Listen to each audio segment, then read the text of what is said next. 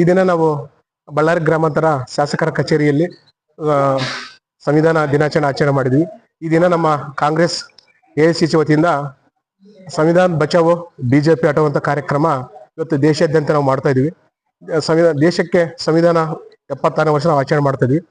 ಮೊದಲಿಗೆ ಇವತ್ತು ಶ್ರೀಮತಿ ಇಂದಿರಾ ಗಾಂಧಿ ಅವರು ತುರ್ತು ಪರಿಸ್ಥಿತಿ ಏರಿ ಸಂವಿಧಾನದಲ್ಲಿ ಸೆಕ್ಯುಲರ್ ಮತ್ತು ಸಮಾಜವಾದ ಸೋಷಲಿಸ್ಟ್ ಅಂತ 2 ಪದ ಸೇರಿಸ್ತಾರ. ಪ್ರಧಾನಮಂತ್ರಿಗಳು ಹೊಸ ಸಂಸತ್ ಕಟ್ಟಿದಾಗ ಅವೆರಡು ಪದಗಳನ್ನು ತೆಗೆದು ಅವರು ಒಂದು ಸಂಸತ್ ಪ್ರವೇಶ ಮಾಡ್ತಾರೆ. ಸಂವಿಧಾನ ಜಾತ್ಯತೀತ ಮತ್ತು ಸಮಾಜವಾದ ವಿರೋಧಿಗಳು ಅಂತೇಳಿ ಬಿಜೆಪಿ ಮತ್ತೆ ನಿರೂಪಿಸಿಕೊಂಡಿದ್ದಾರೆ ಮತ್ತು ಸಂವಿಧಾನ ವಿರೋಧಿಗಳಂತೇಳಿ ತೋರಿಸಿಕೊಂಡಿದ್ದಾರೆ. ವಾಜಪೇಯಿ ಅವರು ಪ್ರಧಾನಮಂತ್ರಿ ಆದ್ಮೇಲೆ ಸಂವಿಧಾನ ಪುನರ್ವಿಮರ್ಶೆ ಮಾಡಬೇಕು, ಸಂವಿಧಾನವನ್ನು ಇದು ಮಾಡ್ಬೇಕಂತೇಳಿ ಒಂದು ಆಯೋಗ ಒಂದು ಸಮಿತಿ ರಚನೆ ಮಾಡ್ತಾರೆ. ವೆಂಕಟಾಚಲಯ್ಯ ಅವ್ರ ನೇತೃತ್ವದಲ್ಲಿ ಒಂದು ಸಂವಿಧಾನ ಬದಲಾವಣೆ ಮಾಡ್ಬೇಕಂತ ಮಾಡ್ತಾರೆ. ಅದಾದ್ಮೇಲೆ ಕೂಡ ಬಿಜೆಪಿಯ ರಾಮ್ ಜೋಶಿ ಆಗಿರ್ತಕ್ಕಂಥವ್ರು ಸ್ಥಳೀಯ ಸಂಸ್ಥೆಗಳಲ್ಲಿ ಈ ಮೀಸಲಾತಿ ಬೇಡ ಅಂತೇಳಿ ಸಂವಿಧಾನ ವಿರೋಧಿ ಆಗಿರ್ತಕ್ಕಂಥ ರಾಜ್ಯಸಭಾ ಸದಸ್ಯರಾಗಂತ ರಾಮ್ ಜೋಶಿ ಕೂಡ ಅವ್ರು ಹೇಳ್ತಾರೆ. ಮತ್ತೆ ಅದಲ್ಲೇ ಅನಂತ್ ಕುಮಾರ್ ಹೆಗಡೆ ಸಂವಿಧಾನ ನಾವು ಬದಲಾವಣೆ ಮಾಡ್ಬೇಕಂತ ಹೇಳ್ತಾರೆ.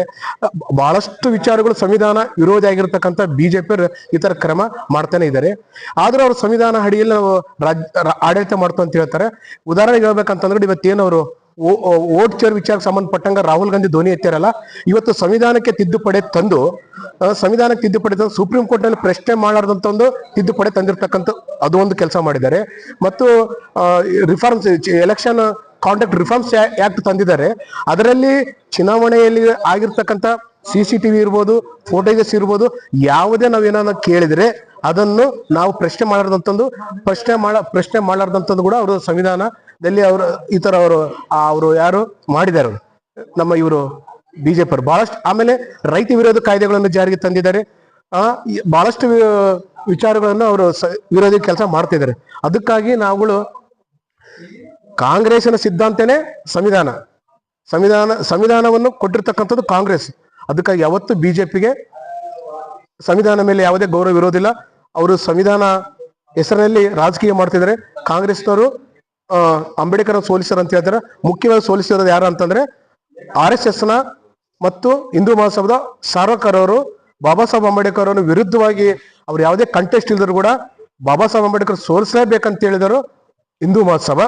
ಅದೇ ರೀತಿಯಲ್ಲಿ ಕೂಡ ಅವ್ರಿಗೆ ಸಂವಿಧಾನ ಬರ್ಲಿಕ್ಕೆ ಅವಕಾಶ ಕೊಟ್ಟಿರ್ತಕ್ಕಂಥದ್ದು ಕಾಂಗ್ರೆಸ್.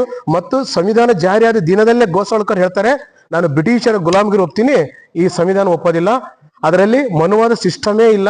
ಮನುವಾದ ಅಂತಂದ್ರೆ ಅದೇ ಜಾತೀಯತೆ, ಹೆಣ್ಮಕ್ಳು ಮನೆಗಿರ್ಬೇಕು, ದಲಿತರು ಶಾಲೆಗೆ ಹೋಗ್ಬಾರ್ದು, ಇದು ಮನುವಾದ. ಇದು ಅರ್ಥ ಮಾಡ್ಕೋಬೇಕು. ಗೋಸಾಳ್ಕರ್ ಹೇಳ್ತಾರೆ ಇದರಲ್ಲಿ ಏನೂ ಇಲ್ಲ, ಭಾರತ ಮನುವಾದ ರಾಷ್ಟ್ರೀಯತೆ ಏನಿಲ್ಲ ಅಂತ ಹೇಳ್ತಾರೆ. ಸಾರ್ವರ್ಕರ್ ಕೂಡ ಹೇಳ್ತಾರೆ ಇದು ಈ ದೇಶಕ್ಕೆ ಸಂಬಂಧಪಟ್ಟಿರ್ತಕ್ಕ ವಿಚಾರ ಒಂದು ಇಲ್ಲ, ನಾವು ಪೂರ ಖಂಡಿಸು ಅಂತ ಹೇಳಿದಾರೆ. ಯಾರು? ಹಿಂದೂ ಮಹಾಸಭಾ ಮತ್ತು RSSನವರು ಇವರೆಲ್ಲರೂ ಸೇರಿ ಈ ಸಂವಿಧಾನ ಮೇಲೆ ದಾಳಿ ಮಾಡ್ತಾನೆ ಇದ್ದಾರೆ. ಇವತ್ತಿಗೆ ದಾಳಿ ನಡೀತಿದೆ. ಸನ್ಮಾನ್ಯ ನರೇಂದ್ರ ಮೋದಿ ಸಂವಿಧಾನ ಪರ ಮಾತಾಡ್ತಿದ್ದಾರೆ, ಅದನ್ನು ಕಾಪಾಡ್ತಕ್ಕ ಕೆಲಸ ಒಂದು ಮಾಡ್ತಾ ಇಲ್ಲ. ಅದಕ್ಕಾಗಿ ಇವತ್ತು ಕಾಂಗ್ರೆಸ್ ಪಕ್ಷ ನೇತೃತ್ವದಲ್ಲಿ ಕೂಡ ಇವತ್ತು ಸಂವಿಧಾನ ಉಳಿವಿನ ಕೆಲಸ ನಾವು ಮಾಡ್ತಾ ಇದೀವಿ. ಮಾದೇವಪ್ಪ ನೇತೃತ್ವದಲ್ಲಿ ಸಂವಿಧಾನ ಪೀಠಿಗೆ ಹೋಗ್ತಕ್ಕಂಥ ಕಾರ್ಯಕ್ರಮ ಜಾರಿಗೆ ತಂದ್ರು. ಅದೇ ರೀತಿಯಲ್ಲಿ ಇವತ್ತು ಬಳ್ಳಾರಿಯಲ್ಲಿ ಕೂಡ ಇವತ್ತು ನಾವು ಸನ್ಮಾನ್ ನಾಗೇಂದ್ರ ಕಚೇರಿಯಲ್ಲಿ ಕೂಡ ಈ ಕಾರ್ಯಕ್ರಮ ಉಳಿವಾಗಿ ಮಾಡ್ತಿದ್ದಾರೆ. ಇವತ್ತೇನು ನಾಗೇಂದ್ರ ಅಂತವರು ಅಧಿಕಾರದಲ್ಲಿ ಉಳಿದ್ರೆ ಇಂಥ ಸಂವಿಧಾನ ಒಂದು ಉಳಿತಕ್ಕಂಥ ಕೆಲಸ ಆಗ್ತಾ ಇದೆ. ಅವರಿಗೆ ನಾವು ಅಧಿಕಾರಿಗಳು ಮತ್ತು ಅದಕ್ಕೆ ಹೆಚ್ಚಿಗೆ ಸಿಕ್ಕಾಗ ಸಂವಿಧಾನ ಉಳಿಲಿಕ್ಕೆ ಸಾಧ್ಯ ಆಗ್ತದೆ ಅಂತ ಹೇಳಲಿಕ್ಕೆ ಈ ದಿನ ನಾವು ಇಲ್ಲಿರ್ತಕ್ಕಂಥ ಎಲ್ಲರೂ ನಾವು ಅದನ್ನ ಬಯಸ್ತಾ ಇದ್ವಿ.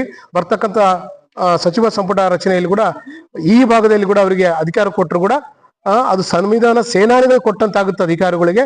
ಮತ್ತು ಇಲ್ಲಿರ್ತಕ್ಕಂಥ ಮನುವಾದ, ಇಲ್ಲಿರ್ತಕ್ಕಂಥ ದೇಶ ವಿರೋಧ RSS ನಾವು ಅದನ್ನ ಬಗ್ಗು ಬಡ್ಲಿಕ್ಕೆ ಕೂಡ ಈ ಅಧಿಕಾರಿಗಳಿಗೆ ಇಟ್ಕೊಂಡು ನಾವು ಮಾಡಬೇಕು. ಯಾಕಂದ್ರೆ ಅಧಿಕಾರ ಇಟ್ಕೊಂಡು ಅವ್ರ ಕೋಮುವಾದ ರಾಜ್ಯ ಭಾರ ಮಾಡ್ತಕ್ಕಂಥವ್ರಿಗೆ ಅದೇ ಅಧಿಕಾರ ಇಟ್ಕೊಂಡು ಸಂವಿಧಾನವನ್ನು ಉಳಿಸ್ಬೇಕಂದ್ರೆ ನಾವು ನಾಗೇಂದ್ರ ಅಂತವ್ರಿಗೆ ಮಂತ್ರಿ ಪದ ಕೊಟ್ಟಾಗ ನಮ್ಗೆ ಇನ್ನೂ ಹೆಚ್ಚಿನ ಶಕ್ತಿ ಸಿಗ್ತದೆ ಅಂತ ಹೇಳಿ ನಾನು ಬಯಸ್ತಾ ಇದ್ದೀನಿ.